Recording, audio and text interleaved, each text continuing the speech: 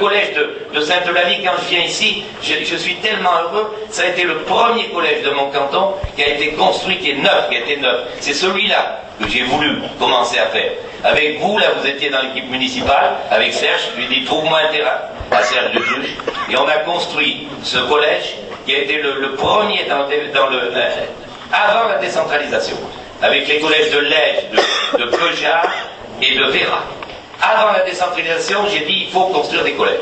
C'est donc le premier collège que nous avons construit. Ça me fait beaucoup de bonheur quand j'y vais. Hein. Et d'ailleurs, nous avons, là, au cours de ces derniers mois, on a apporté, on a une extension.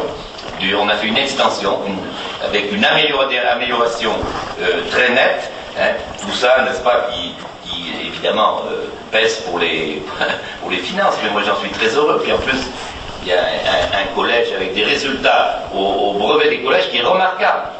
Le collège de Sainte-Eulalie, l'année dernière, a été le collège qui a eu le plus de succès en point de vue pourcentage. Ici sur la rive droite, dans les 92% de reçus au collège. Donc c'est vraiment pour moi une grande joie. Donc on a mis là 1 354 000 € sur le collège pour cette extension-là. Pour le fonctionnement, pratiquement 1 million. Pour les associations ici à Sainte-Eulalie, 483 107 €. Pour le sport, 423 629 € au cours de ces 5 dernières années. L'enfance, 60 000 €. Pour des tiers, 292 000 € pour les entreprises. Même si ce domaine économique n'est pas dans nos compétences, nous sommes là. Pour les logements, on a acheté des logements.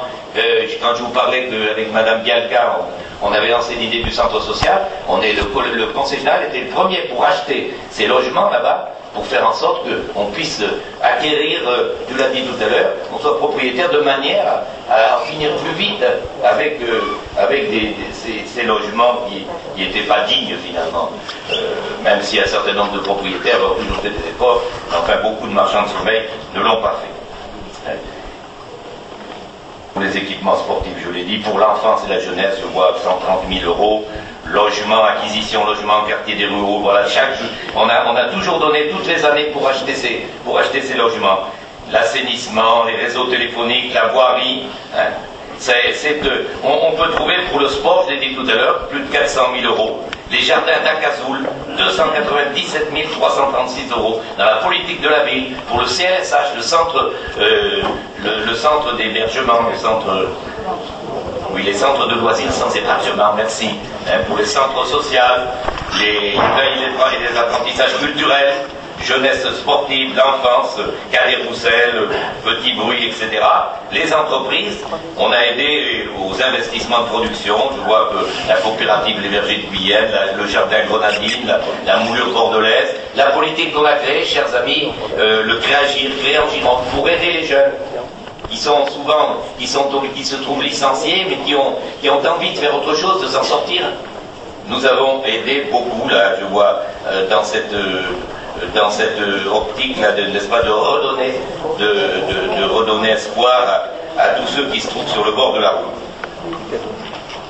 Donc voilà, le domaine en rue d'Homo-France, cette année, ça a été 407 000 € dans la dernière commission permanente, et Martine vous a dit, le Conseil général apporte, en dehors de ses compétences, pour cette rénovation urbaine, 4,2 millions € sans aucune obligation, mais pour en finir, et que ce ne soit pas simplement des discours sur cette opération. D'ailleurs, vous savez, moi je me souviens je vais vous raconter une histoire quand même.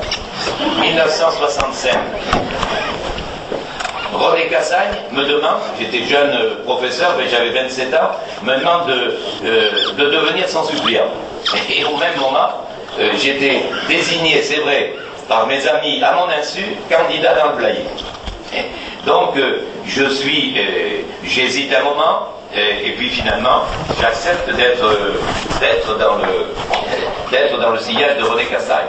Et finalement, celui qui me remplace à Blaye pour les élections législatives, c'est Jacques Mogin qui est élu député. Et je me souviens toujours René Cassagne qui a dit là, donc, parce que mon père disait, mais c'est vraiment, c'est le Blayais même qui est une terre imperméable au socialisme, mais je sens que véritablement il y a un mouvement.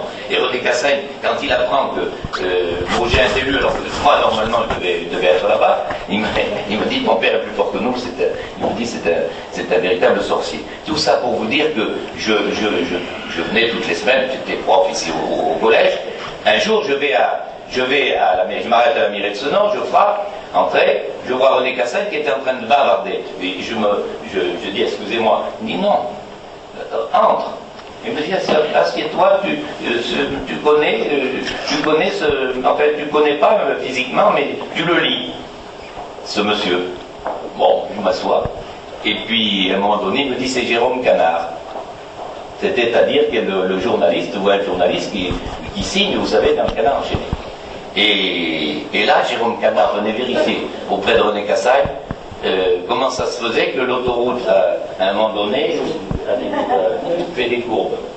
Voilà. Et on a expliqué que ce qui s'est arrivé au Ruau, il y a eu une certaine corrélation entre les courbes et puis le... Voilà. Bon. C'est pour ça que moi, je peux vous dire une chose, ça fait très longtemps que je me dis que c'est vraiment il faut faire quelque chose, mais pas simplement par des discours. Mais c'est vrai que c'est compliqué quand on a affaire à des gens qui finalement ne viennent jamais me voir. Dans mon bureau, j'attends toujours. C'est un des rares maires que j'ai pas vu dans mon bureau. Quand on a quelque chose à me dire en face, il faut venir le dire. Moi, merci de l'avoir dit tout à l'heure, j'essaie toujours de trouver la solution, bien entendu, la solution éloignée de tout sectarisme. Voilà, donc pour vous dire quand même qu'on a fait beaucoup de choses à Sainte-Eulalie au cours de ces 5 dernières années, ça fait quand même pas mal d'argent, ça prouve que le Conseil Général s'intéresse. Bon, voilà, donc je voudrais vous dire que réélu, si vous avez la confiance, je continuerai à me battre sur les dossiers dont a parlé Martine, continuer à aider, bien entendu, en pleine osmose avec la population. Il n'est pas question de faire quelque chose en dehors de la volonté. Et puis pour la ligne, effectivement ferroviaire, vous savez que je me bats, mais je suis sûr que je suis le seul élu national à m'être battu pour demander à la tribune du Sénat l'enfouissement et le désenclavement, parce que c'est ça ici. Il ne faut pas que Sainte-Eulalie soit désenclavée, il faut pas que Sainte-Eulalie soit enclavée. Il faut que cette ville soit vraiment désenclavée. Il faut des protections phoniques. Alors on pousse pour l'enfouissement. J'ai réussi à faire signer à Dominique Bussereau, quand même, j'ai réussi à lui faire signer que cette solution était possible. Moi, je ne suis pas ami de Sarkozy, mais ici, soi-disant qu'il y a des amis de Sarkozy dans cette ville. Alors, avec ce que j'ai réussi à faire signer avec Bussereau, s'ils sont forts, ils ont le texte là que j'ai fait signer. Voilà.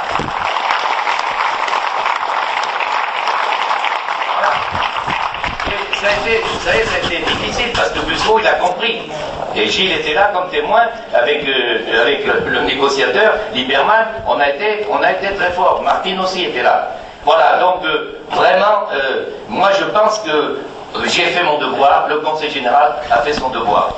Et nous, bien sûr que je reste très attentif et que finalement il faut s'élever au-dessus des clivages politiques, bien entendu. Moi, ce qui m'intéresse, c'est de défendre les intérêts des Eulaliennes et des Eulaliens qui, depuis si longtemps, m'ont toujours fait confiance, et donc j'ai bien l'intention de continuer.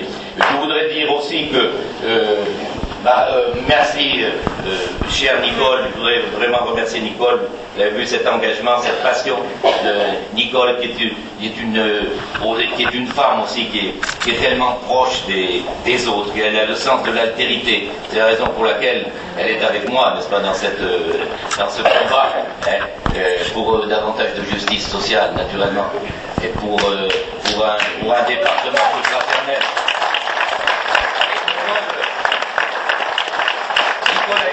Parce qu'on a quand même, faut dire que c'est un peu particulier, parce que finalement, en face, bon, bien sûr, on a la candidate de l'UMP, mais la candidate de l'UMP, là comme ailleurs, on ne voit pas l'étiquette. Ils sont dissimulés, il n'y a pas de.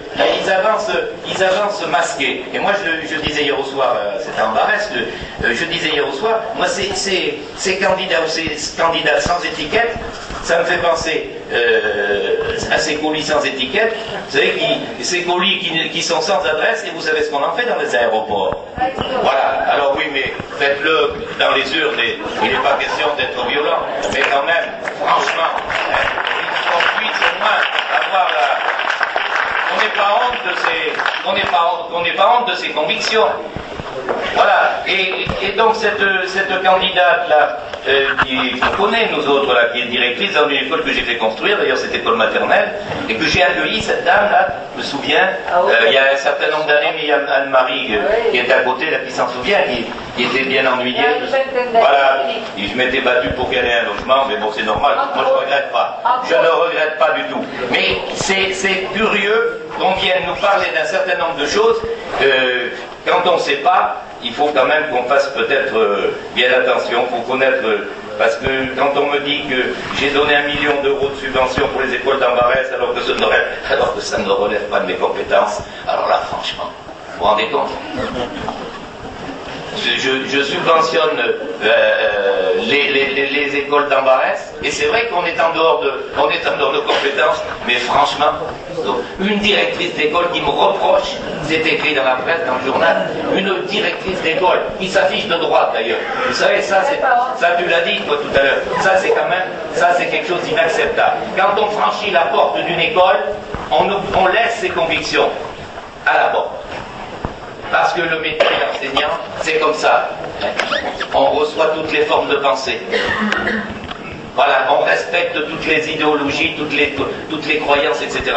Alors se dire, c'est très grave, parce qu'en dehors de l'école, pour ses convictions, oui, mais c'est quand même curieux qu'une directrice d'école me reproche d'avoir aidé la commune d'Ambarès pour la construction d'une école. Ça, j'avoue que là, j'ai bien relu, et c'est malheureusement vrai. Voilà, donc je suis quand même surpris de ces réflexions avec beaucoup d'erreurs. Et puis alors en face, il y a aussi une candidate verte, excusez-moi, mais qui a été élue à Saint-Loubès sur une liste dirigée par M. Terrien, qui était un homme très à droite, UMP, et elle était sur cette liste. Alors, moi je comprends pas. C'est peut-être pour ça qu'il y a des convergences de remarques. Une nouvelle fois, là, quand même, les Verts viennent de se distinguer dans l'art du double langage. Voilà. D'un côté, ils se réclament les alliés fidèles de la gauche, et en particulier du Parti Socialiste, et de l'autre se livrent dans la presse à des commentaires à l'emporte-pièce.